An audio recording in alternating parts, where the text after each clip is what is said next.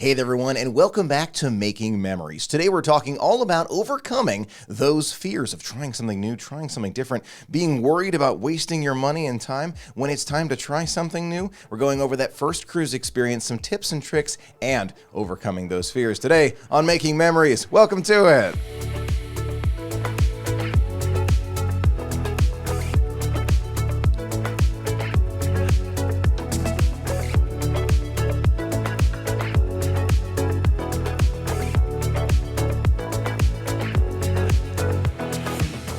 Hey there everyone, my name is Michael. So glad you're back here making memories together. Today we're talking all about overcoming those fears. In particular, I'm talking about the first cruise experience that I had and the little story that kind of goes with it, my thoughts, and how when I took that first cruise, it changed my life forever. Let me back up a little bit, tell you a little bit more about my experiences growing up. When I was younger, we would go to Disney all the time. When I say Disney, we went to Walt Disney World all the time. We'd visit my grandparents who were living in the area. We enjoyed spending time with them, and we'd go to the parks and have fun together. It was those times in the 90s mostly where I would go and maybe like ride on the scooter with one of my grandparents and enjoy just the parks, have fun together, go on some rides together, and really basically fulfill Walt's dream, which was to bring families together and so that everyone could have fun at the same time. When I went to Disney and Disney World this many times, it kind of ingrained in me this feeling of, look, Disney is all about making those wonderful memories together as a family, something that I really love and can't get enough of. So as I got older, I ended up feeling to myself, all right, this is the place I want to be always. There's so much to see and do. They're constantly changing things. There's great things to try all the time. Let's go back to Disney. That was our family vacation that we did sometimes yearly, sometimes more than that, and sometimes less than that as, life progressed. And as I got older, I ended up going to Disney more frequently by myself, but there's no problem with that at all. And going by yourself is a little bit different than going with your family, but it is still fun. It's a little bit different than, going with the whole family and enjoying it together. And I realized that, and I've kind of fallen back in love with the idea of everybody going together and you get to experience it together. There's different ways of experiencing Disney, but we'll save that for another time. But now I kind of experienced Disney again and again and again by myself, and I loved it. And there was a point where one of my family members suggested, hey, let's go on a cruise together. Now, my grandmother had been wanting to go on a cruise for many years. And I don't know why, but it just turned into, and let's just go to Disney World. It's okay. We'll have a good time together. We know we love it, right? And that was one of the key features here. We know we love it. We know we're a huge fan of it. We have a great time. We'll spend the money, but we'll really enjoy it. And so we go back again and again and again. And then at one point, I don't know why, family discussion, it was that I think we put it to a vote, and we decided to do a land and sea adventure. This is a Disney cruise along with Walt Disney World. And when we did this, we had the opportunity to try something new, right? And I will never forget this, but I think it was about 2 or 3 days prior to the cruise taking off. We had the opportunity to kind of go to sleep that night, and I had a dream, and I'll never forget it. I went to sleep, and in my dream, I remember going to the Port Canaveral, where we took the Disney Dream from. And when I got there, I went on a concrete port, and I kind of walked out all the way on this port. And at the end of the dock there was a small canoe with two servers in their outfits on each end of this canoe. Probably could fit about 10 people in this canoe that I'm imagining in my mind and had a dream of. And they had oars on either end, and they're just waving me in. Oh, come on in, come on in. And then I woke up from the dream. And this was 2 days prior to the cruise itself. And I got to tell you, it had a serious impact on me, and it helped me realize the subconscious thought that I had of this fear of what am I about to do, what am I about to experience, even though I know a lot of people love it, is it going to be right for me? It really grabbed me in that moment. It was at that point I realized that the underlying fears that I had were much more than just kind of wasting our time. There was a safety component too. I didn't know, you're at sea, you hear about these terrible tragedies and stories, and oh my gosh, are we going to, sink? Titanic thoughts could start going through your head. But I realized that these fears were based in the fear of not doing something that I wanted to do, right? And it's related to FOMO in a way, fear of missing out in a way, but not 100%, right? So we're talking two different fears here. But this one in particular, wasting time, wasting money, not having a good time, and coming away disappointed. And with that canoe dream, I'll never forget it. With that canoe, I saw myself being disappointed and saying to myself, why did I do this? I know there are better things out there, right? Walt Disney World. Why would I put myself through this when I know there are great things to do? Of course, the reason was my family. And to this day, I am so grateful to my family for convincing me to try a Disney cruise. It was not my idea. It was not at all. But, you know, I'm the one who's like seriously addicted to cruising now. But for me, it was the family that kind of pointed me to it. Michael, let's just try it. Let's just try it. Land and sea adventure. Let's try it. Now it's just always cruising all the time.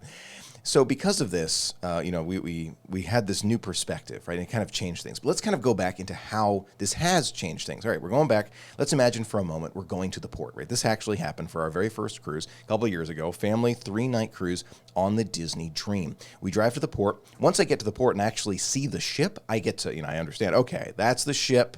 That's what we're going on. It's going to be great. It's huge. It looks like fun.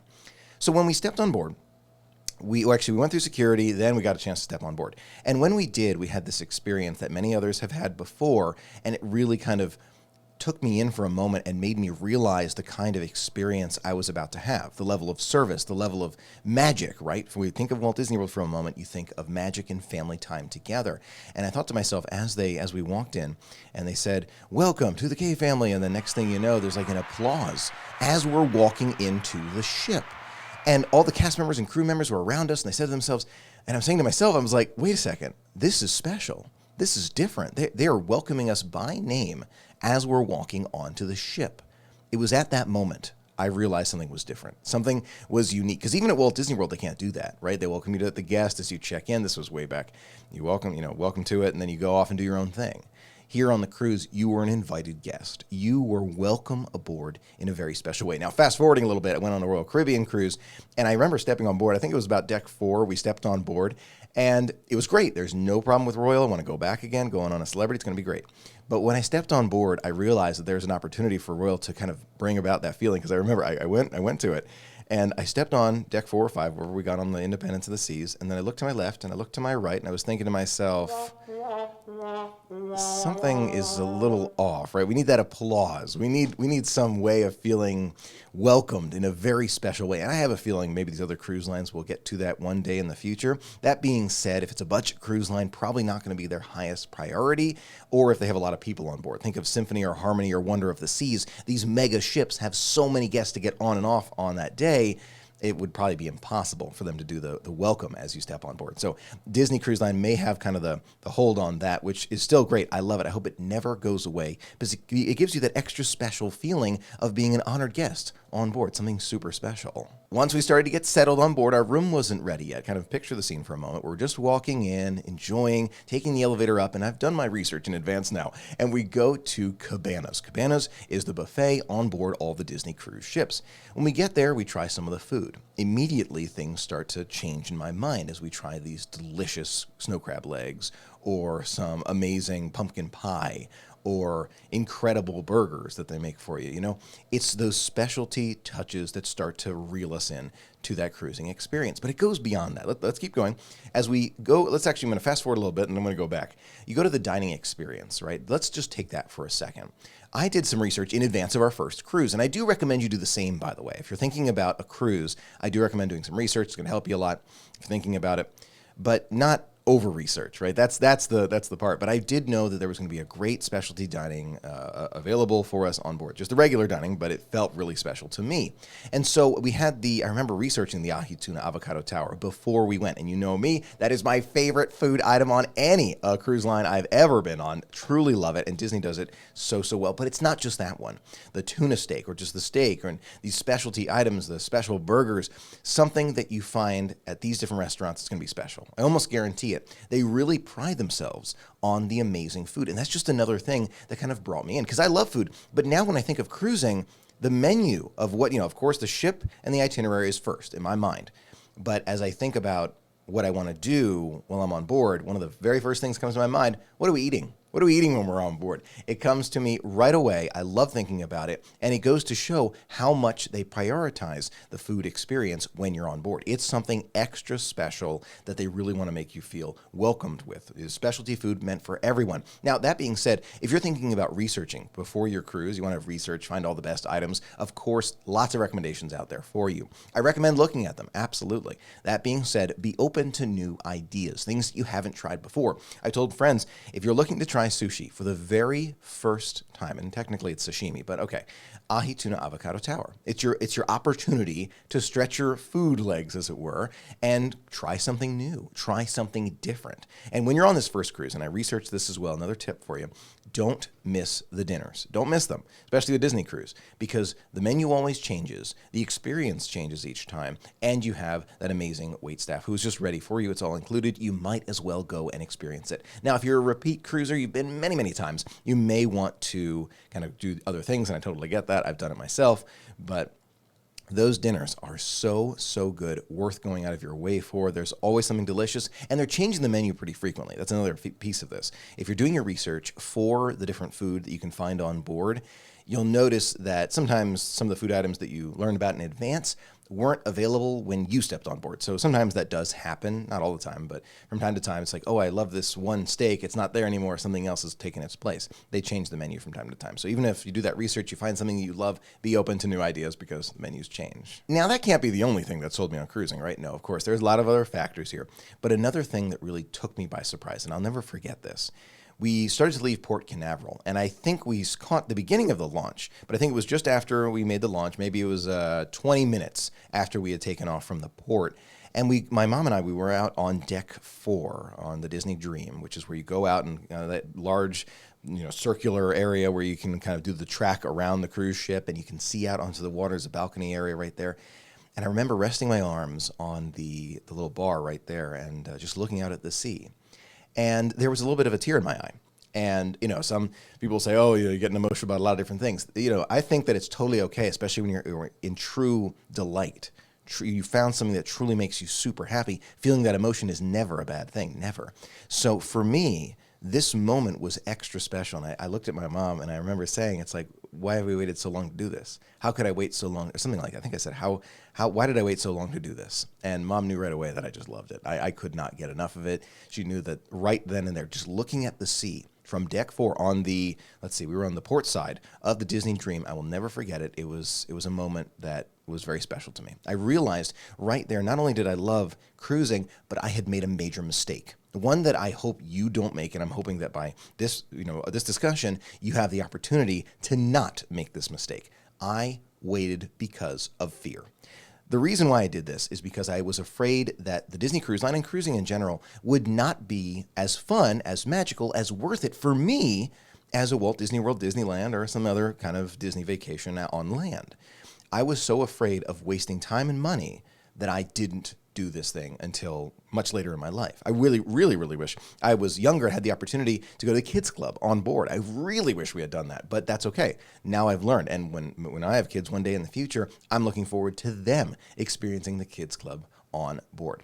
It's something that I think is really important, and kind of the big reason why I wanted to make this discussion with you today. Getting over and moving past those fears is going to change your life in a huge way, and it has changed mine. Like now I'm thinking about, all right, when are we going on that Alaskan cruise? When's Mediterranean cruise? When are we just going to walk around Rome? And just all these different things, these excursions, these places that I want to go, because I've removed the barrier of fear. And when I say fear, you don't have to think about it in terms of like safety, right? That's totally different. We're not even discussing the safety part of fear, right? When there's animal instinct, right? The fight or flight.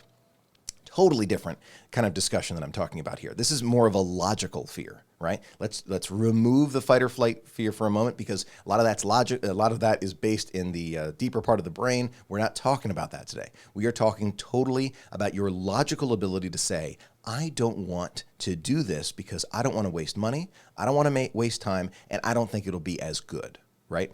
Those things kept me from a magical experience that I hope doesn't keep you from your magical experiences. And it doesn't have to be cruising. It could be anything. But I realized just on deck 4 of the Disney Dream, never going to forget it, that fear held me back. And my hope is that you can make those magical memories that you want to make in life by not being held back by fear. There's a lot of discussions that you can find online with individuals who talk about not being taken on by this fear. And fear, I think, has many different factors to it. The safety fear, again, separate, but fear can kind of show itself in different ways and make itself sound extremely logical to you, right? Okay, you don't want to waste money, Michael, right? Come on, you really think you're going to, have an amazing time? Like, do you really think you're going to enjoy that sun? What are you going to do on the beach all day? Are you going to just sit in the lounge chair all day? You're going to drink all this alcohol? You don't drink alcohol, Michael. What's up? So those voices in all of our minds, right, when you think about this thing, it can change your entire dynamic when you think about these different experiences that you can have. It's important to be able to silence that personal internal fear and try these fun new experiences that are all around the world, not just the United States, not just on cruising, talking about everywhere now. You can go and find these magical experiences. Now, a couple other tips about that first adventure that I really do want to pass on to you. The lanyard is not included with your very first Disney cruise. You got to be a Castaway Club member, part of a loyalty program with Disney, which we can get into in a different discussion. So having that lanyard is going to help you a lot. We realized that as we were on board. And then when it was time to go to Castaway Cay, having that with you, the lanyard just around your neck, just to make things easier, being able to throw it in your bag, it helps a lot. So the lanyard, I think, is a critical part of that very first cruise that you're thinking about going on. I think the most common question I get when it comes to first-time cruising, should you go on a shorter cruise or a longer cruise? And I kind of want to dive deeper into that one with this discussion. That very first cruise, when I first started going on cruises and enjoying it, I would say go on the 3-night. That's what I would say. I've changed my mind. I've totally changed my mind on this. The reason why is because of the Royal Caribbean cruise that we went on together, the Independence of the Seas, which was a magical time. But you'll recall when we were on that adventure, if you haven't seen it, it's on my YouTube channel. The whole adventure, I did vlog the whole thing. You'll remember that the entire time I tried to get into the pool and hot tub, the whole time. And when I was there, every single time I went to the pool and hot tub, even if it was earlier in the morning, it was relatively crowded. Now, why did this happen? I actually didn't know this. A friend had to tell me. I learned this later on. The reason is because the 3-night adventures bring in a lot of people who really want to enjoy the pool and the cruise amenities, right? They don't cruise the same way as those in the 7-nighters. That's the best way to think about it, right? And that's not a bad thing. It's all of us. It's not just saying, this person, that person. No. All of us do this because we want to make the most of a 3-night adventure, right? Versus a 7-night adventure. So in my opinion, it is a completely different type of cruising. I notice it on the Disney cruise as well. I've taken 3 nights, I've taken 7 nights, went on a 5-night, and you'll notice that the 3 nights in particular, especially over the weekend, it just changes how we all think about cruising. We end up in a state of mind where we want to really rush and do absolutely everything possible to try and squeeze it all into this super short amount of time, and then we can go and just say we had a magical time at the end of the adventure. So for me, I do recommend that 7-night adventure. I know it's scary for a lot of people when you're never done this before and you have that internal fear. Again, getting back to that, you have this fear that says, wait, I could use that time off from work to go on to Disney World instead, or to go on a hike through Arizona. You could do other things with this time. But if you're thinking about cruising, you're ready for that first cruise, the 7-night is absolutely worth the difference in price and time that you have to take for this adventure. Absolutely worth it. Now, another thing I want to discuss when it comes to that first cruise, and a really big tip that I did not follow on that first cruise, a mistake I hope you don't make, is I tried to cram everything in, as I mentioned earlier. I wanted to try and do it all. I want to see pictures. I want to do character meet and greets. We're going to see every single show. I do recommend doing that, by the way. We're going to go to every mini golf thing. We're going to do all the game shows, all of it. We're going to run ourselves completely ragged to experience as much of this cruise adventure as possible.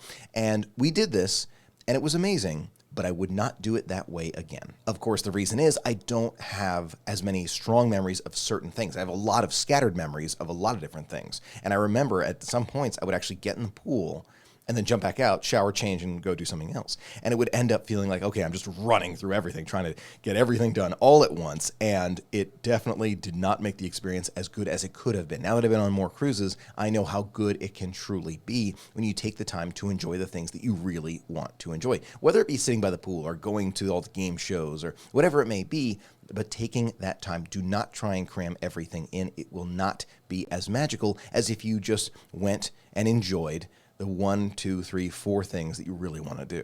Now, you mentioned it very briefly, but I do want to touch back on it. The shows, don't miss any of them. They're definitely worth seeing. All the shows, even in the Royal Caribbean, they've got some amazing shows. There's a water show on the back of the really big ships, the Harmony, the Symphony, the Wonder. I really want to see in the future. I'm looking forward to that. But kind of along with that rush around topic we were talking about, the photo package. I have recently changed my opinion on the photo package, and I wanted to share it with you. For a long time, I have recommended getting the all-digital photo package when you're going on a Disney cruise. It's amazing. You get all the photos like on your phone. You can get them on your computer when you get home.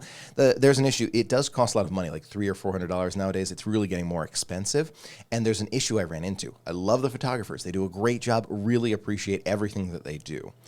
The issue is, and I realized this, I think on my 3rd or 4th cruise, I ended up on the entire adventure trying to spend as much time as possible to make the most for my money at the photography area, wherever it may be, meeting characters with a photo, going to the lobby and getting a photo. We would cut pool time short every chance we got to make the most of every single photo. We came away with like 100 and some photos, like 150 some photos. So it was amazing, right? We had a lot of photos at the end of this adventure. However, we spent most of our time simply getting the photos. Instead, I recommend something a little bit different. I still recommend the digital photos, but maybe do the package with 10 digital photos. That way you can get your 10 favorite. You don't have to rush around getting like every single character photo possible. Instead, you can go and enjoy the cruise and get those photos when you can, which is great. In addition, another tactic that I tried recently, I got a photo and just purchased it right from the kiosk. A digital photo cost me $20 for that photo, but I have it. I have the one photo from that adventure and I love it. It's a great way to remember it. The photographers do an amazing job, and that way you are not prioritizing photos on your cruise. Yes, they're great to come back with, and I have to tell you, I enjoy having them, but I don't use them as often as maybe I could have used them, right? Instead, I would have liked to use that money, that $300 or $400, for other excursions on different islands. That's me. Of course, everybody's got their own opinions about this, but for me personally, right now, this recommendation, I don't recommend getting the photo package with all the photos included, because you're going to end up trying to get all the photos. After that first cruise that my family and I went on, I was hooked. As you know, I've already been on 9 Disney cruises, looking forward to the 10th and becoming a platinum level. I've got to tell you though, it's extremely addicting. Once you are on board, once you try it, you may end up like me and just wanting to do that one thing. This is where I've learned from my mistake, and I'm able to say now, okay, I love the Disney cruise, want to do that more for sure, but I also want to try other cruise lines. So I'm already starting to learn from it and learning that, okay, I can try these different things and it's totally okay. It doesn't mean that I don't love Disney Cruise Line or I don't love Disney World. We can try a lot of different things, and maybe we'll have new number one things and new favorite things, and having more options is always better than having less, no matter which way you look at it. That first cruise really sold me. I'll never be able to look back now. I got to go cruising. I'll be cruising for the rest of my life, and I am looking forward to it and more adventures in the future. But most importantly, I'm very happy that I came and learned that, you know what, these imaginary fears about missing out or spending money in the wrong place don't really exist. They only exist in your mind. You have the ability to overcome them, and for me, that was a life-changing experience that made making these memories truly possible in the future, because now we've got so many other places to explore. I sure hope you liked today's discussion, overcoming those fears, talking about some of those first cruise experiences and more. Thanks to our patrons for making all of our content possible, and a thanks to you for watching and being a part of it. I'm Michael. Thanks again for watching and listening. Until next time, have a magical day, and I'll see you real soon.